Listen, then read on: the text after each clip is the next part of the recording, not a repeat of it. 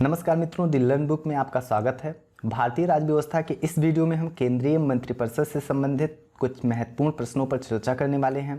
केंद्रीय मंत्रिपरिषद एक बेहद ही महत्वपूर्ण टॉपिक है और अगर इस पर चर्चा किया जाए तो बेहद ही बड़ा वीडियो बन जाएगा, तो इसलिए ज़्यादा लंबा वीडियो ना हो तो इसलिए हमने केंद्रीय मंत्रिपरिषद के प्रश्नों को 3 पार्ट में रिकॉर्ड किया है। तो इसका पार्ट 1 और पार्ट 2 पहले ही चैनल पर है। आप प्लेलिस्ट में भारतीय राज्य व्यवस्था की प्लेलिस्ट में जाएंगे तो वहाँ से मिल जाएगा। और इसके पहले हमने जो ऊपर की जितनी टॉपिक्स दी गई हैं इन सारी टॉपिक्स पर वीडियोज़ रिकॉर्ड कर रखे हैं। तो अगर आपने इन वीडियोज़ को नहीं देखा है तो इनको भी देख लीजिए। तो प्लेलिस्ट में आपको ये सारी चीज़ें एक जगह पर मिल जाएंगी। तो आज के इस वीडियो में हम केंद्रीय मंत्रिपरिषद के कुछ महत्वपूर्ण प्रश्नों पर एक इनोवेटिव वे में डिस्कस करने वाले हैं। तो आइए चलिए आज के इस वीडियो को शुरू करते हैं। और इस वीडियो को शुरू करने से पहले मित्रों हम आपको एक बात बता दें कि अगर आप इस वीडियो को देखना शुरू कर रहे हैं तो आप प्लीज़ इस वीडियो को लास्ट तक देखिए। लास्ट तक देखने के बाद में आप अपने विचारों से हमें अवगत करवाइए। फीडबैक ज़रूर दीजिए कमेंट बॉक्स में कि आपको यह वीडियो कैसा लगा, इसमें और भी क्या गुंजाइश है सुधार की, और अगर कोई चीज़ आपको लगता है कि इम्प्रूव करने लायक है, जिससे हमारी जो वॉइस है या हमारी जो पढ़ाने की शैली है, तो आप लोग वो भी बताइए। चलिए आज के इस वीडियो को हम कंटिन्यू करते हैं। तो आज का पहला प्रश्न है, भारतीय राजनीतिक व्यवस्था में कार्यपालिका खाली स्थान के अधीन रहकर कार्य करती है। जो खाली स्थान है वहाँ पर क्या रहेगा, यानी कि जो कार्यपालिका है वो किसके अधीन रहकर कार्य करती है। तो मित्रों ध्यान दीजिए कि जो कार्यपालिका है ये विधायिका के अधीन रहकर कार्य करती है। अब कार्यपालिका क्या है? कार्यपालिका मतलब कि जो विधायिका में से जो सांसद लोग होते हैं, यानी जो हमारा मंत्रिपरिषद है, उसी को हम कार्यपालिका कहते हैं। तो जो ये कार्यपालिका है ये विधायिका के अधीन रहकर कार्य करती है। कार्यपालिका के गठन विधायिका के सदस्यों में से ही होता है और जो कार्यपालिका होती है यानी जो मंत्रिपरिषद होता है वो सामूहिक रूप से विधायिका यानी कि लोकसभा के प्रति उत्तरदायी होती है। और जो मंत्रिपरिषद होता है वो सामूहिक रूप से लोकसभा के प्रति उत्तरदायी होता है। इसका उल्लेख हमारे भारतीय संविधान के अनुच्छेद 75(3) में किया गया है। तो ये अनुच्छेद भी बहुत ही महत्वपूर्ण है। चलिए आगे बढ़ते हैं और अगला प्रश्न है, प्रदेश का कौन सा नेता नेहरू की कैबिनेट में पहले गृह मंत्री बाद में रक्षा मंत्री बना। तो मित्रों ध्यान दीजिए कि ये जो प्रश्न है ये MPPCS प्री परीक्षा 2010 में पूछा गया है। तो जो इस प्रश्न का सही उत्तर है वह है कैलाश नाथ काटजू। तो जो कैलाश नाथ काटजू थे इन्हें 1951 में विधि मंत्री बनाया गया था और इसी वर्ष ये देश के तीसरे गृह मंत्री भी बने थे। इसके बाद में 1955 में इन्हें रक्षा मंत्री बनाया गया। 1957 से 62 तक ये मध्य प्रदेश के मुख्यमंत्री भी रहे हैं। तो इस प्रश्न का सही उत्तर है कैलाश नाथ काटजू। ये कैबिनेट में पहले गृह मंत्री और बाद में फिर रक्षा मंत्री भी बने। तो गृह मंत्री कब बने? 1951 में बने, तीसरे नंबर के गृह मंत्री, और फिर 1955 में इन्हें रक्षा मंत्री भी बनाया गया। तो इस प्रश्न का सही उत्तर है कैलाश नाथ काटजू। MPPCS प्री परीक्षा 2010 में पूछा गया प्रश्न है।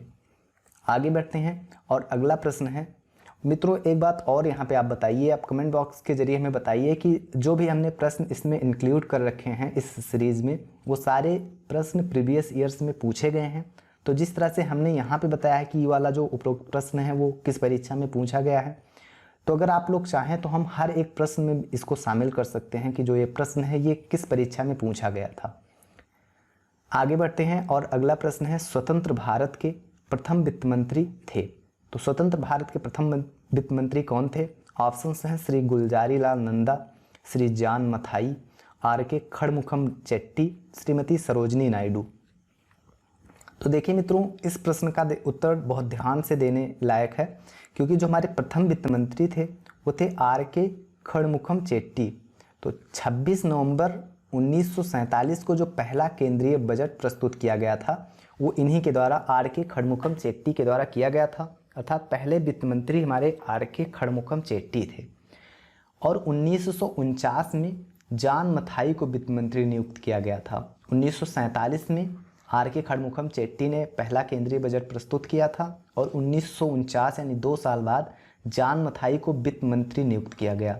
और जान मथाई भी उपरोक्त प्रश्न में ऑप्शन में है और आर के खड़मुखम चेट्टी भी हैं, लेकिन प्रथम वित्त मंत्री की अगर बात की जाए तो आर के खड़मुखम चेट्टी को हम सही उत्तर मानेंगे। आर के खड़मुखम चेट्टी हमारे पहले वित्त मंत्री थे। पहला केंद्रीय बजट जो प्रस्तुत किया गया था वो आर के खड़मुखम चेट्टी के द्वारा ही 26 नवंबर 1947 को प्रस्तुत किया गया था। तो इसलिए इस प्रश्न का सही उत्तर है आर के खड़मुखम चेट्टी। आगे बढ़ते हैं और अगला प्रश्न है, भारत में स्वतंत्रता के पश्चात प्रथम मंत्रिमंडल का कानून मंत्री कौन था? कानून मंत्री की बात की गई है कि कानून मंत्री कौन था। ऑप्शंस हैं K M Munshi, S P Mukherjee, Baldev Singh, doctor Bhimrao Ambedkar. तो मित्रों, स्वतंत्रता के पश्चात अगर विधि या कानून मंत्री की बात की जाए तो डॉक्टर भीमराव अंबेडकर थे। लेकिन अगर अंतरिम सरकार 1946 में जो गठित की गई थी उसमें कानून मंत्री कौन था, इसकी बात की जाए तो जोगेंद्र नाथ मंडल अंतरिम सरकार में कानून मंत्री थे। स्वतंत्रता के पश्चात अगर कानून मंत्री की बात की जाए तो डॉक्टर भीमराव अंबेडकर थे, जो कि उपरोक्त प्रश्न में पूछा गया है। तो इसलिए इस प्रश्न का सही उत्तर होगा डी विकल्प, भीमराव अंबेडकर। अगला प्रश्न है, निम्नलिखित में से कौन सा शब्दावली भारत के संविधान में उल्लिखित नहीं है? तो इनमें से कौन सा शब्द जो ऑप्शंस में दिए गए हैं वो भारतीय संविधान में जिसका उल्लेख नहीं किया गया है? वार्षिक वित्तीय विवरण, विनियोग विधेयक, बजट या भारत की संचित निधि। तो मित्रों देखिए, जो वार्षिक वित्तीय विवरण है इसका उल्लेख भारतीय संविधान के अनुच्छेद 112 में किया गया है। यह अनुच्छेद याद रखिए, कई बार परीक्षाओं में यह अनुच्छेद ही पूछा गया है। तो वार्षिक वित्तीय विवरण का उल्लेख अनुच्छेद 112 में किया गया है, लेकिन भारतीय संविधान में बजट शब्द का उल्लेख कहीं भी नहीं मिलता है। तो इस प्रश्न का सही उत्तर होगा सी ऑप्शन, बजट, क्योंकि जो बजट है वो भारतीय संविधान में कहीं भी उल्लिखित नहीं है। बजट की जगह पे वार्षिक वित्तीय विवरण का उल्लेख किया गया है, जो कि भारतीय संविधान के अनुच्छेद 112 में वर्णित है। अगला प्रश्न है, भारत के 12वें प्रधानमंत्री कौन थे? भारत के 12वें प्रधानमंत्री, अगर कार्यवाहक प्रधानमंत्री गुलजारी लाल नंदा को भी शामिल किया जाए, यानी व्यक्तियों के अनुसार में 12वां प्रधानमंत्री कौन था भारत का, तो वो एच.डी. देवगौड़ा थे। तो इसलिए इस प्रश्न का सही उत्तर होगा बी विकल्प, एच.डी. देवगौड़ा। और अगर इसी प्रसंग में, इसी संदर्भ में भारत के प्रधानमंत्री जो वर्तमान में हैं श्री नरेंद्र मोदी, इनकी बात की जाए तो ये भारत के 15वें प्रधानमंत्री हैं और 12वें प्रधानमंत्री एच.डी. देवगौड़ा थे। आगे बढ़ते हैं और अगला प्रश्न है, भारत के किस प्रधानमंत्री की मृत्यु देश के बाहर हुई? ऑप्शंस हैं जवाहरलाल नेहरू, मोरारजी देसाई, लाल बहादुर शास्त्री या चरण सिंह। तो ध्यान दीजिए मित्रों, जो भारत के द्वितीय प्रधानमंत्री थे श्री लाल बहादुर शास्त्री, इनकी मृत्यु देश के बाहर ताशकंद में, जो कि वर्तमान में उज्बेकिस्तान की राजधानी है, में 11 जनवरी 1966 की हुई थी। तो 11 जनवरी 1966 को भारत के द्वितीय प्रधानमंत्री श्री लाल बहादुर शास्त्री जी की मृत्यु देश के बाहर ताशकंद जो कि उज्बेकिस्तान की राजधानी है, वहाँ पर हुई थी। तो इसलिए इस प्रश्न का सही उत्तर होगा सी विकल्प, श्री लाल बहादुर शास्त्री जी। आगे बढ़ते हैं और अगला प्रश्न है, निम्नलिखित में से कौन भारत के प्रधानमंत्री बनने से पूर्व किसी भी राज्य के मुख्यमंत्री नहीं रहे हैं? तो देखिए मित्रों, जो एच.डी. देवगौड़ा हैं वो कर्नाटक के मुख्यमंत्री रहे थे प्रधानमंत्री बनने के पहले। पी.वी. नरसिम्हा राव आंध्र प्रदेश के मुख्यमंत्री रहे थे प्रधानमंत्री के बनने पहले। लेकिन जो चंद्रशेखर हैं वो किसी भी राज्य के मुख्यमंत्री नहीं रहे थे। मोरारजी देसाई प्रधानमंत्री बनने के पहले महाराष्ट्र के मुख्यमंत्री रह चुके थे। तो इसलिए इस प्रश्न का सही उत्तर होगा सी विकल्प, चंद्रशेखर, क्योंकि ये प्रधानमंत्री बनने के पूर्व किसी भी राज्य के मुख्यमंत्री नहीं रहे थे। आगे बढ़ते हैं और अगला प्रश्न है, संविधान में मंत्रिमंडल शब्द का एक ही बार प्रयोग हुआ है और वह किस अनुच्छेद में हुआ है? अनुच्छेद पूछा जा रहा है यहाँ पे कि कौन से अनुच्छेद में मंत्रिमंडल शब्द का प्रयोग किया गया है। अनुच्छेद 352 में, अनुच्छेद 74 में या अनुच्छेद 356 में या अनुच्छेद 76 में। देखिए मित्रों, संविधान में मंत्रिमंडल शब्द का प्रयोग केवल संविधान के अनुच्छेद 352 के खंड 3 में किया गया है। यहाँ पे यह बात उल्लेखनीय है कि अनुच्छेद 352(3) के अंतर्गत मंत्रिमंडल शब्द का उल्लेख 2 बार किया गया है। तो भारतीय संविधान में मंत्रिमंडल शब्द का प्रयोग अनुच्छेद 352 के अंतर्गत किया गया है और यह उल्लेखनीय है कि अनुच्छेद 352 के खंड 3 में मंत्रिमंडल शब्द का उल्लेख 2 बार हुआ है। तो इस प्रश्न का सही उत्तर होगा अनुच्छेद 352 में। आगे बढ़ते हैं और अगला प्रश्न है, उदारीकरण, निजीकरण और भूमंडलीकरण की नई आर्थिक नीति घोषित की गई प्रधानमंत्री राजीव गांधी द्वारा, विश्वनाथ प्रताप सिंह द्वारा, नरसिम्हा राव द्वारा या अटल बिहारी वाजपेयी द्वारा। तो नई औद्योगिक नीति की घोषणा 24 जुलाई 1991 में की गई और उस समय पर भारत के प्रधानमंत्री नरसिम्हा राव थे। अब मित्रों, आपके लिए एक प्रश्न है कि जब नई औद्योगिक नीति जारी की गई, घोषित की गई, उस समय पर भारत के वित्त मंत्री कौन थे? आप ये कमेंट बॉक्स में बताइएगा। हम अगली वीडियो में आपको बताएंगे कि वित्त मंत्री उस समय पर भारत के कौन थे जब नई आर्थिक नीति घोषित की गई। तो जो ये आर्थिक सुधार इसमें किए गए नई औद्योगिक नीति में, उसमें शामिल था उदारीकरण, निजीकरण, भूमंडलीकरण तथा बाजारीकरण। तो इसलिए इस प्रश्न का सही उत्तर होगा सी विकल्प, नरसिम्हा राव द्वारा। अगला प्रश्न है, निम्नलिखित संविधान संशोधनों में से कौन सा एक बताता है कि मंत्रिमंडल में कुल मंत्रियों की संख्या प्रधानमंत्री को सम्मिलित करते हुए लोकसभा के सदस्यों की कुल संख्या के 15% से अधिक नहीं होगी। तो ये भारतीय संविधान में किस संशोधन के द्वारा यह प्रावधान किया गया कि मंत्रिमंडल में जो सदस्यों, कुल सदस्यों की संख्या होती है प्रधानमंत्री को भी सम्मिलित करते हुए, वो लोकसभा के सदस्यों की कुल संख्या के 15% से अधिक नहीं होगी।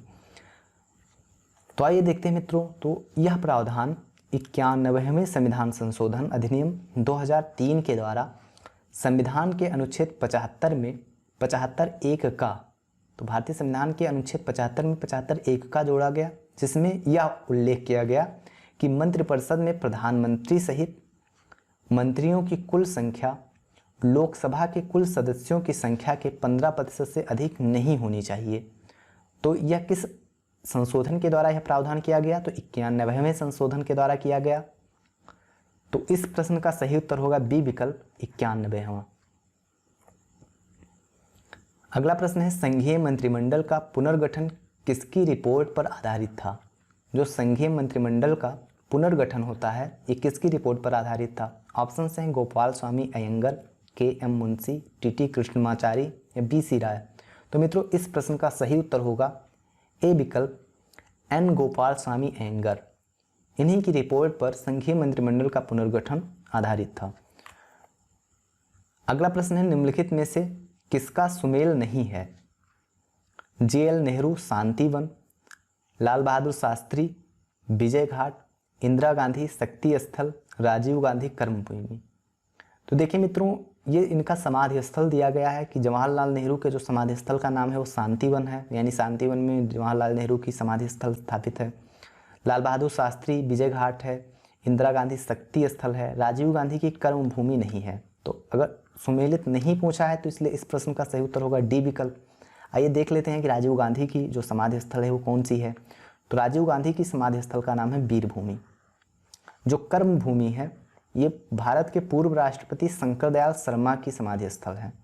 शंकर दयाल शर्मा जो भारत के पूर्व राष्ट्रपति थे, उनकी समाधि स्थल है कर्मभूमि। राजीव गांधी की समाधि स्थल है वीरभूमि।